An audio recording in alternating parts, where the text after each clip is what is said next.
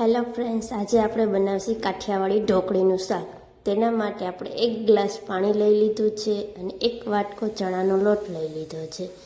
હવે આપણે ગેસ ચાલુ કરશું, તેની માથે તપેલી રાખશું, એની અંદર 1 ગ્લાસ પાણી મૂકશું।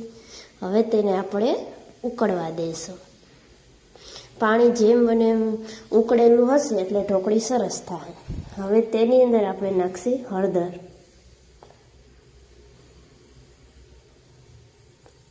स्वाद अनुसार हींग, लाल मरचू पाउडर, स्वाद अनुसार मीठू।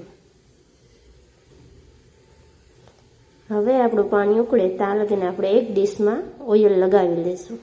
ऑयल लगाड़ाई गयुं छे तो तमे जोई शको छो आपणुं पाणी पण उकળી गयुं छे। हवे वेलण वडे सरस एवुं हलावी लेशुं અને એક હાથે હલાવશું ને એક હાથે થોડો થોડો કરીને લોટ ઉમેરતા જાઉં। જો કેવું સરસનું થઈ ગયું છે। તપેલીમાં ક્યાંય પાણી ના રહે, સરસ એવું ઉકળેલું એટલે આપણી ઢોકળી રેડી થઈ ગઈ છે। હવે તે આપણે થાળીમાં પાથરી લઈશું। સરસ એવી આપણે પેલા ઢોકળીને પાથરી લઈએ।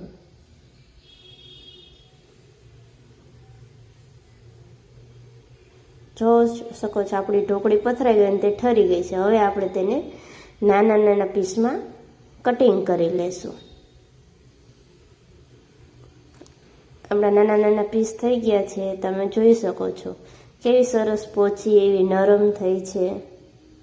હવે તેનો આપણે વઘાર કરશું। તેના માટે આપણે ડુંગળી, ટમેટા, લીમડો અને ઢોકળી લીધું છે। હવે આપણે એક તપેલીમાં તેલ મૂકશું। હવે તેલને આપણે ગરમ થવા દેશું। તેલ આપણું ગરમ થઈ ગયું છે। હવે તેની અંદર આપણે રાઈ નાખશું। રાઈ બધી ફૂટી જાય પછી હવે આપણે નાખશું તેમાં જીરું, હિંગ અને લીમડાની કળી પત્તી।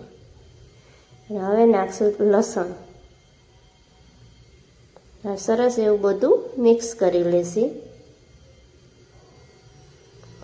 લસણ આપણું ચડી આવી ગયું છે। હવે તેની અંદર આપણે નાખશી ઝીણી એવી સુધારેલી ડુંગળી।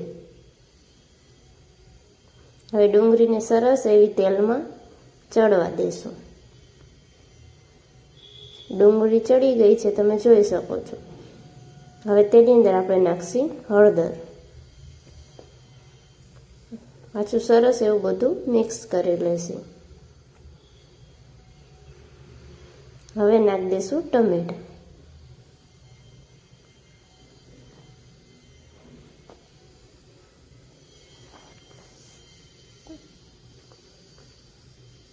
અને હવે સ્વાદ અનુસાર મીઠું નાખશું। થોડુંક એવું જ આમાં નાખશું કારણ કે આપણે ઓલરેડી ઢોકળીમાં તો નાખેલું જ છે।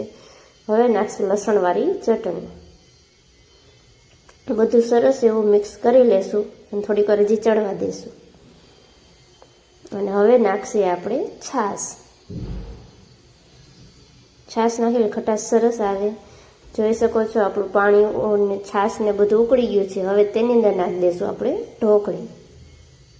હવે થોડીક વાર ઉકળવા દેશી। તમે જોઈ શકો છો આપણું શાક રેડી થઈ ગયું છે।